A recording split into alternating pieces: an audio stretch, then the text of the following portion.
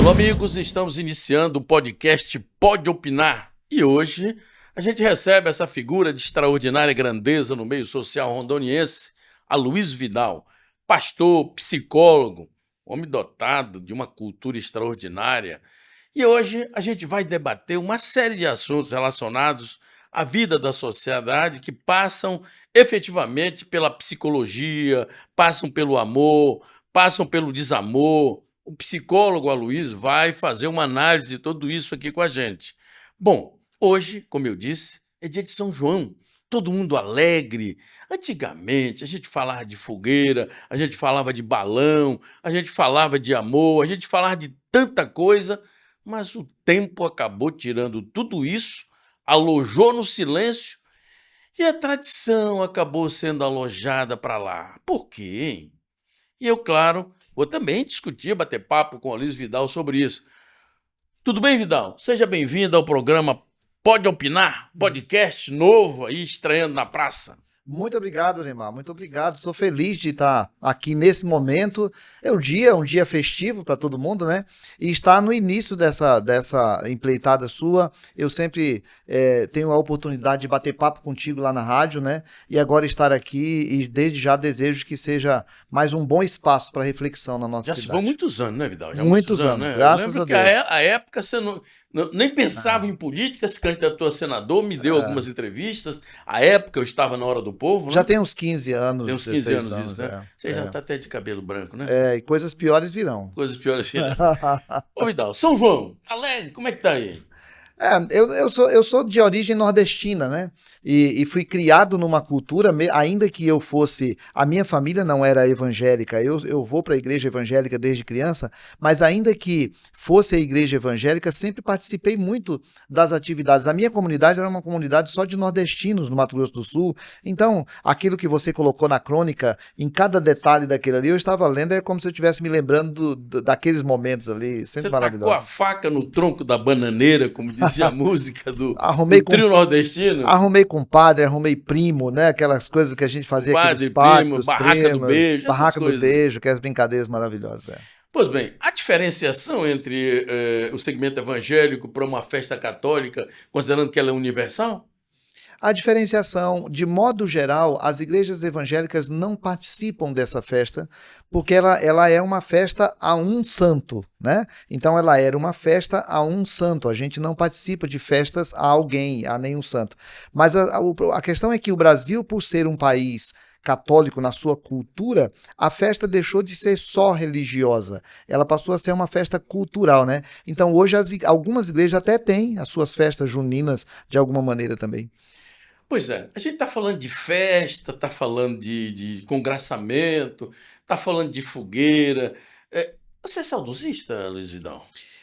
Mais ou menos, Alimar. Eu sempre leio as tuas... Não tanto quanto a mim. Não tanto quanto você, né? Eu leio as tuas crônicas sempre, você sempre faz essa reflexão, né? De uma saudade de um tempo maravilhoso que se viveu, né? Eu sempre tendo... Eu lembro que tem um texto do Sócrates que ele fala assim, que os jovens de hoje em dia são rebeldes, desobedecem os pais, mas o Sócrates, que 800 anos antes de Jesus, já falava desse choque geracional, né? Então, mas eu gosto de que a gente olhe o passado, especialmente para decidir o que nós estamos fazendo com o futuro. Porque o futuro é algo que nós estamos fazendo agora, né? Aquilo que estamos abrindo mão agora, inclusive das tradições, como você coloca, vai certamente influenciar o futuro, né? As tradições do passado, elas descolorem o presente? Não, descolore não. O problema é, ninguém pode andar de ré, né? E ninguém pode tirar também o retrovisor. Porque o retrovisor faz a gente olhar para a nossa raiz, faz a gente olhar para a nossa história. Todo povo é construído em cima de uma tradição, de uma história. O que não pode é a gente imaginar que o passado ele vai se repetir sempre no presente. Isso é impossível. O que passou, passou. O que passou, mas ele vai deixar marca sempre. Quer dizer, o tempo não perdoa, o próprio tempo passa. A Bíblia tem um texto maravilhoso com relação a isso. Não remova os marcos antigos. Não removo os marcos os antigos. marcos antigos, né? Você já removeu algum, não? Já removi, infelizmente. Por quê? E pago o preço, porque talvez na ânsia da juventude, talvez na ideia de fazer diferente, talvez na ideia de adaptar-se, removi marcos antigos e paguei um preço caro. Pago até hoje. Pois é, nós estamos falando de festa, estamos falando de congraçamento, estamos falando dessas coisas de São João, desse mês simpático que é junho. Eu já retratei em outras crônicas também a questão do boi-bumbá, de outras tradições.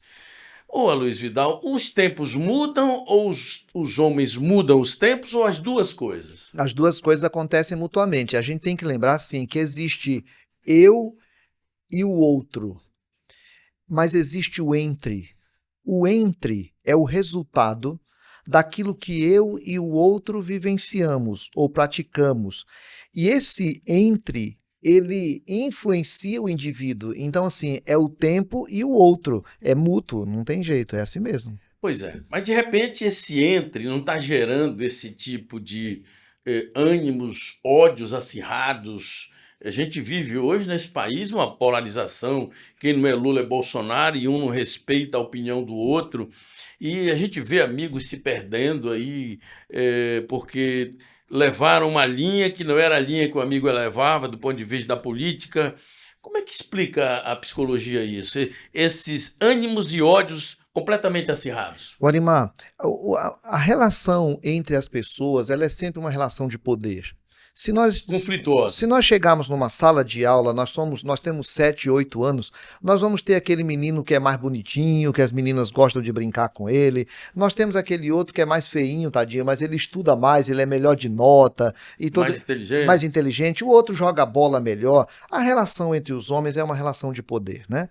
O problema é, num lugar em que a gente não trabalha o princípio do amor, o princípio da solidariedade, o princípio do respeito ao outro como algo muito, muito mais importante, esse jogo do poder vai objetando cada vez mais as relações. Então, assim, quando a gente chega no lugar da política, por exemplo, nós fazemos isso no futebol, né? A tua alegria do Flamengo não necessariamente é a minha alegria.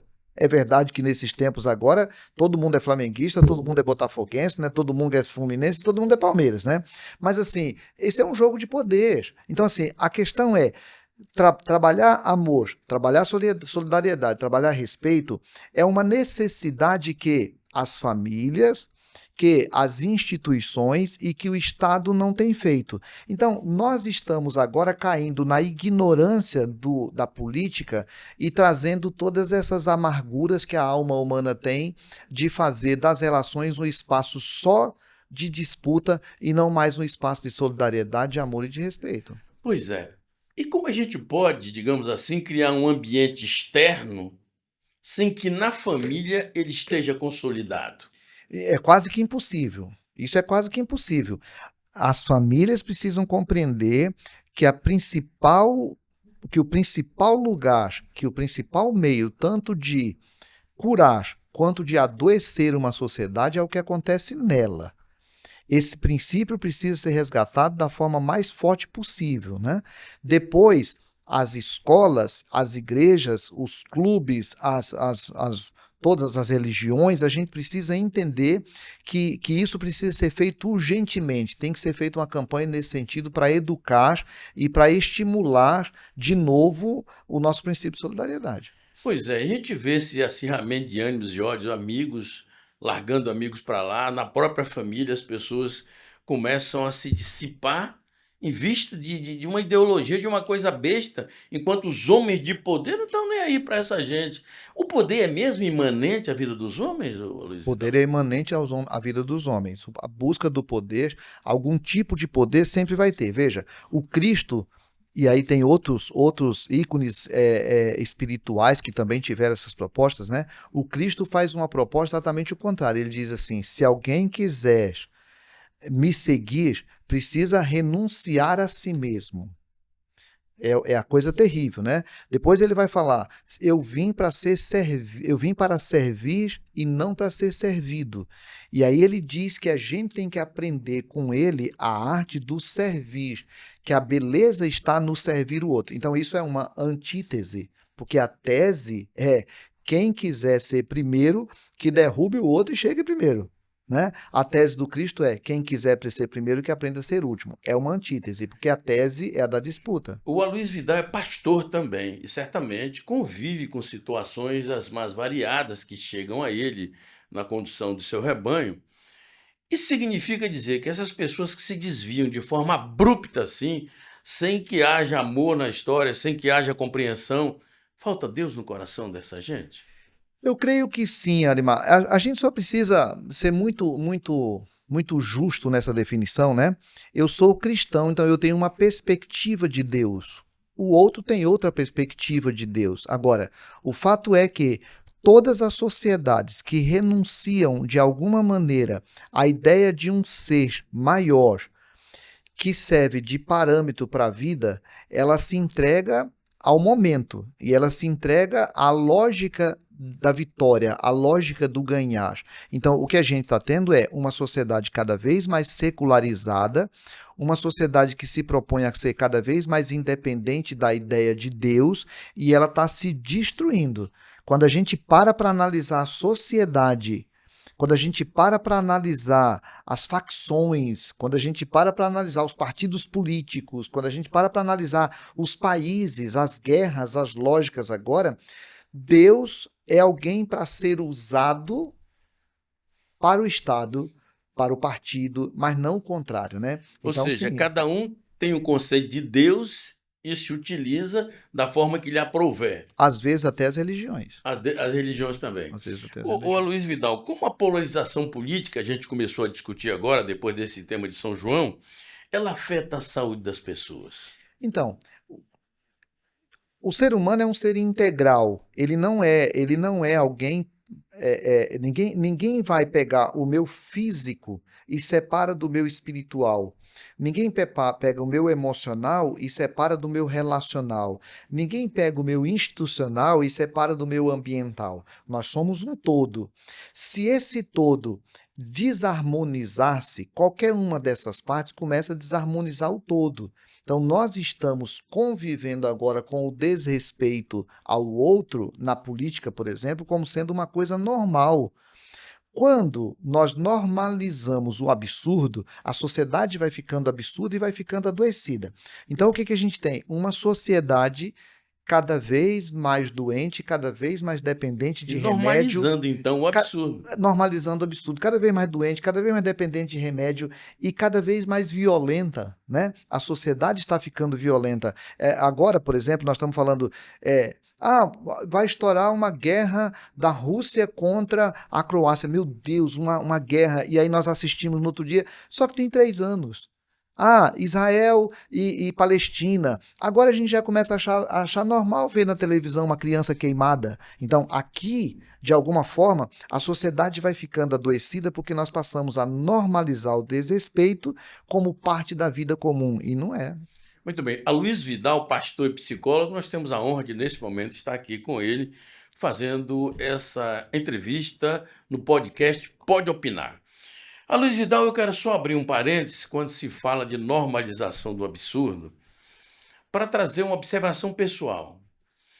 A gente observa que antigamente as pessoas choravam mais seus mortos. A gente observa que as pessoas tinham mais sentimentos. Hoje a gente vai em velórios, a gente ouve falar de morte. No dia seguinte parece que já tem um assunto a tomar lugar daquele que está ali e parece que a morte se banalizou. Eu não sei se essa opinião é a mesma sua, mas a gente vai em velórios hoje, o cara chega, já está na hora de ir embora, o cara era muito amigo, mas já tem outra ocupação para ele correr atrás. Como é que se explica isso hoje? Essa é a normalização do absurdo que você coloca? Isso é a normalização do absurdo.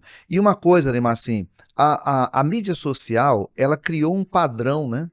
Que eu preciso estar bem, eu preciso estar sorrindo, eu preciso ser a pessoa que aparenta tudo muito bem. Então eu vou negando as minhas dores. Veja, o luto é um dos momentos mais lindos de um ser humano, de uma sociedade, de uma família, né?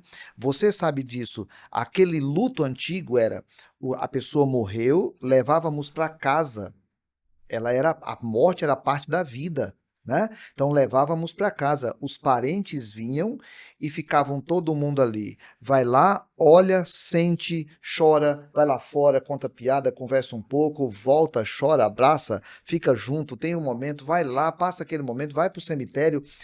Em terra, literalmente, cada um de nós pegávamos 3 montinhos de terra e colocávamos lá para dizer assim: eu participei da despedida, eu enterrei, voltava para casa, toma banho, troca de roupa e vai fazer o luto. Não, e usavam O fumo lava, preto. sim, especialmente da família, ia ficar usando praticamente um mês ali, porque era um sinal para toda a comunidade, assim, todos nós entendemos essa morte como sendo morte de nós também, né? Porque assim como o nascimento que soltava fogos, porque era o nascimento de nós também. Então, assim, numa sociedade em que se esforça para aparentar felicidade, negar as dores, negar as angústias é a característica principal.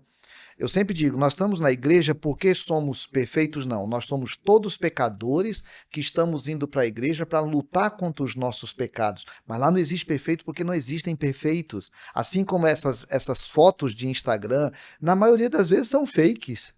Né? Porque a Uhum. realidade é outra. Então, uma sociedade que nega suas dores, que nega suas angústias e ela vai para essa ideia de felicidade, ela nega inclusive o seu luto, ela vai ficando uma sociedade cada vez menos humana e cada vez mais E coisificada. esse choque que a gente vê, por exemplo, dentro da observação que eu fiz, a gente observa qualquer velório que você vai hoje, as pessoas parece que não estão nem aí.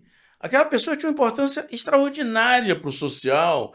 A gente vê muito, até a própria família parece que se esconde no chorar para não demonstrar fraqueza, não sei. O que que a literatura na psicologia diz sobre isso? A negação da dor. Ao invés da gente Mas isso é entrar ruim para é o corpo? péssimo, isso é péssimo. Nós somos alegrias e dores. Nós somos felicidades e infelicidades.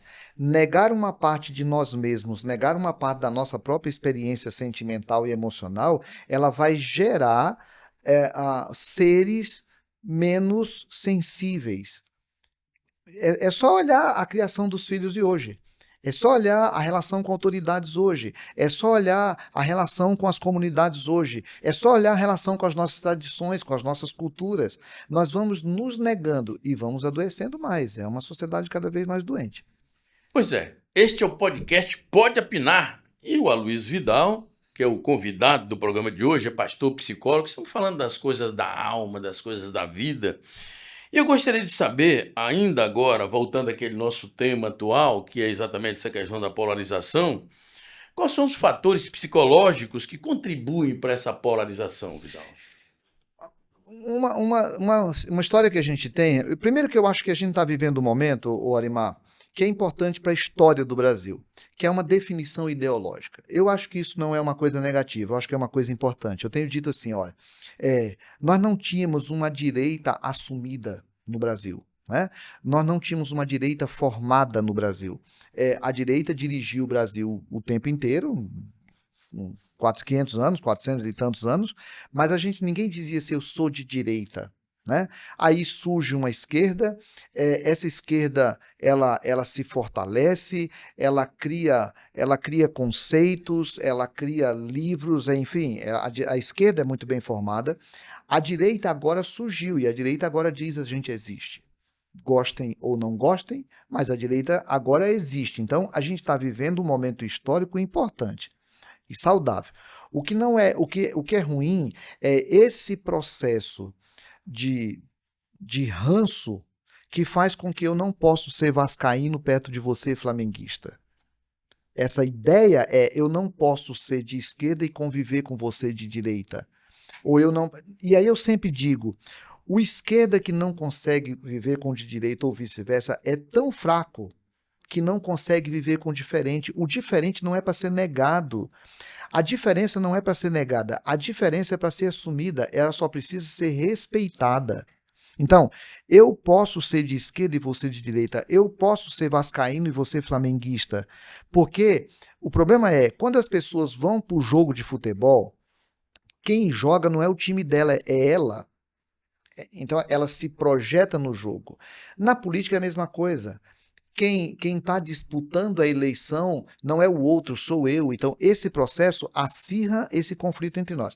A gente precisa amadurecer politicamente, precisa amadurecer socialmente, precisa amadurecer espiritualmente para o fato de que a beleza e a saúde está na convivência e no respeito entre os diferentes e não na negação das diferenças. Mas esse precisa amadurecer socialmente, culturalmente, ele tem passos a serem seguidos. E quais são?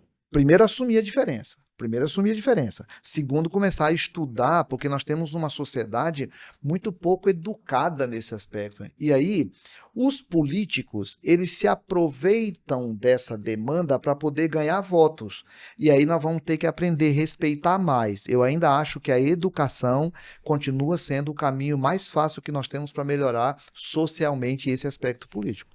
Do ponto de vista da literatura, da psicologia, como as pessoas podem efetivamente lidar com a ansiedade causadas pelo estresse dessa polarização? Como é que as pessoas devem se portar diante das situações que elas enfrentam no seu cotidiano? Nós temos, você usa uma palavra que hoje é muito comum, o Arimar, e que ela é uma coisa técnica também, né? Que é o lance da ansiedade, né? Nós temos a ansiedade patológica hoje, aquela que atrapalha a vida. Agora há pouco eu estava com uma parente minha e a gente foi estacionar o carro ali na ladeira, ali perto não sei onde, por trás da igreja católica, ali na ladeira, e aí ela ficou ansiosa, porque o carro ia ficar ali, e ela ficou lá no comércio ali preocupada se o carro não ia descer, né? Esse é o ansioso, é aquela pessoa que está sempre tentando resolver. É preciso que a gente aprenda assim, ansiedade é a preocupação com algo que não aconteceu ainda. O medo é Já algo causa preocupação. já causa preocupação. O medo é algo real. É algo que está acontecendo, não é uma fobia. Então, assim, eu não tenho fobia da aranha que passou ali, eu tenho medo da onça que está aqui. Veja, nós temos uma sociedade que atualmente tem que aprender a conviver com o medo. Eu já não posso pegar o carro aqui e ir lá no bairro tal, 9 horas da noite. Uhum. Isso é medo, é real.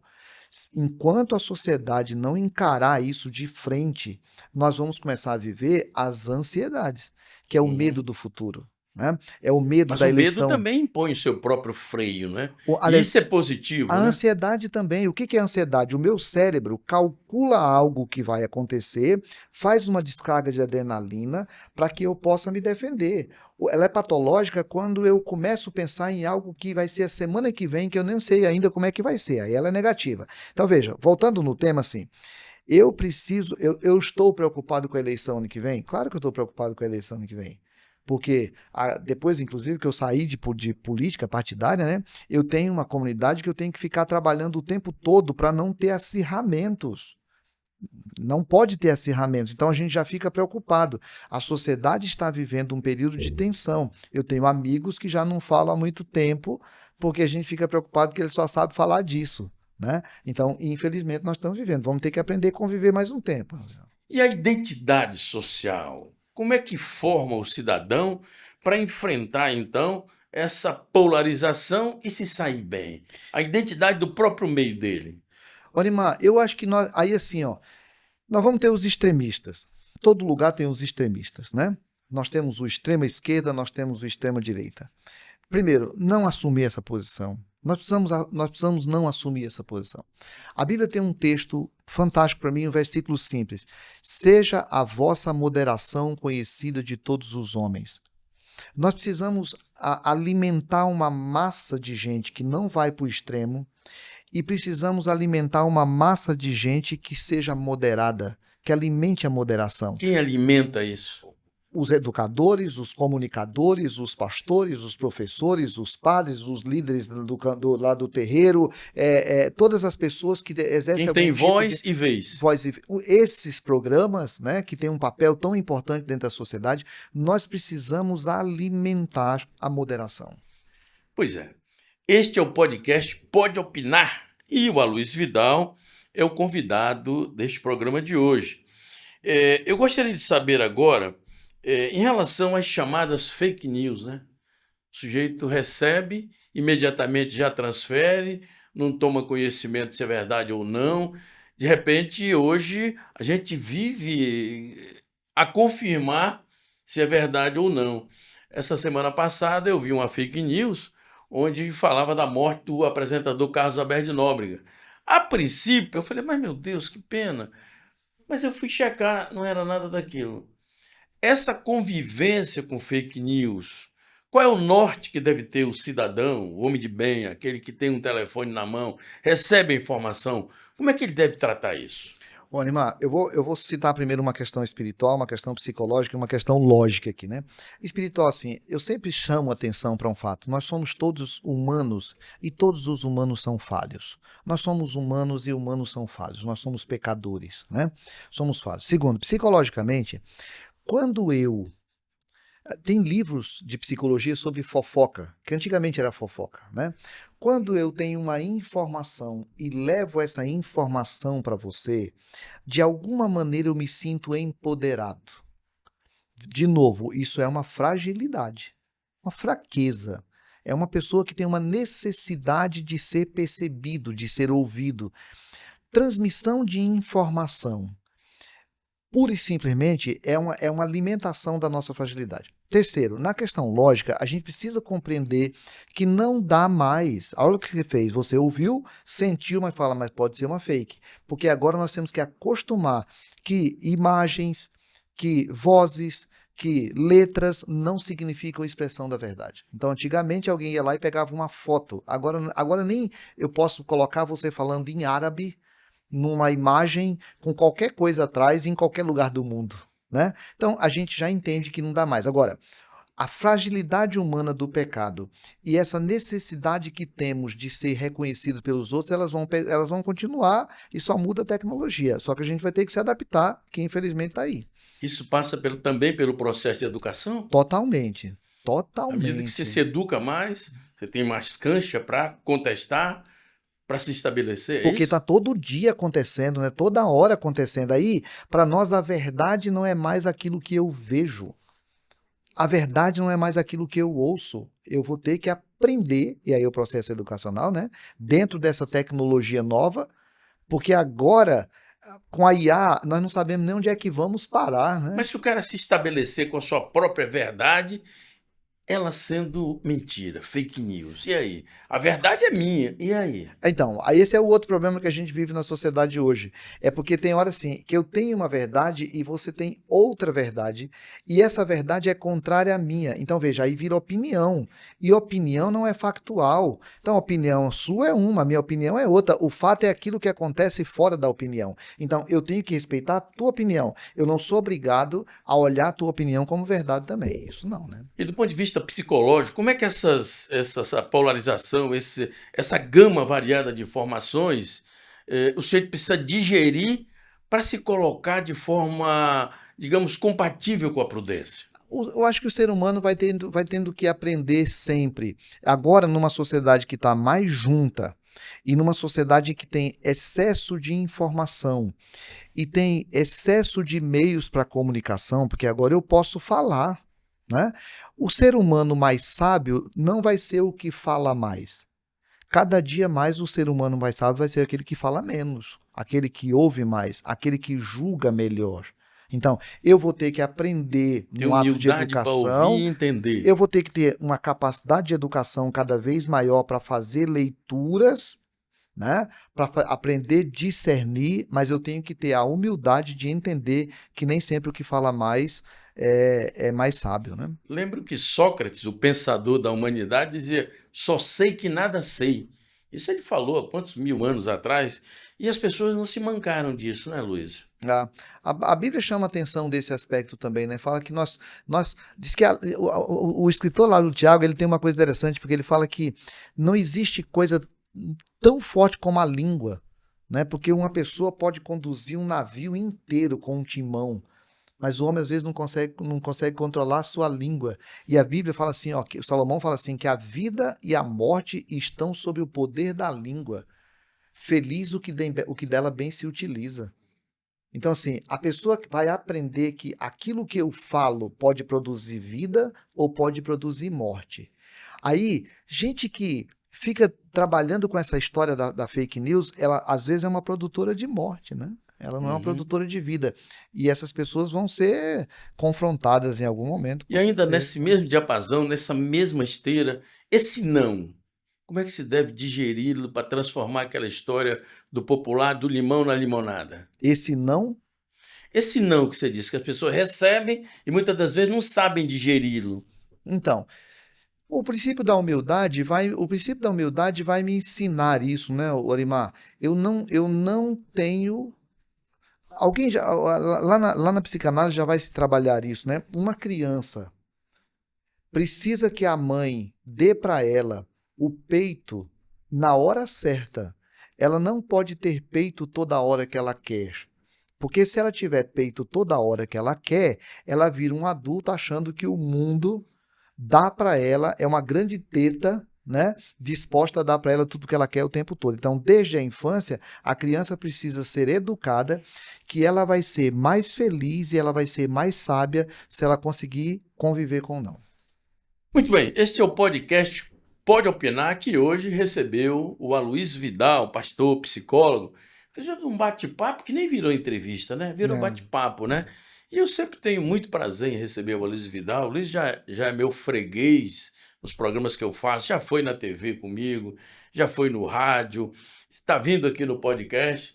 E é sempre uma honra muito grande poder recebê-lo. Fico muito agradecido. A honra é minha, Arimar. Eu tenho muito respeito por você sabe, como comunicador, por você como pessoa, e acho mesmo que você faz um papel pedagógico muito importante dentro da nossa sociedade. Eu parabenizo você e todos os comunicadores aí nesse sentido. Muito Só obrigado. fazer uma pequena justificativa a respeito do meu saudosismo que foi colocado agora há pouco, é que essa juventude, e eu já tenho filhos adultos, já sou avô, eles precisam conhecer essa história que eu trago nas minhas crônicas, essas reminiscências, para eles entenderem o que, que o avô deles viveu, o que, que meus filhos, o pai viveu, para poder ficar registrado na história. Daí o meu saudosismo nessas crônicas, e que tem me deixado assim muito feliz de ver a recepção que eu tenho recebido aí fora.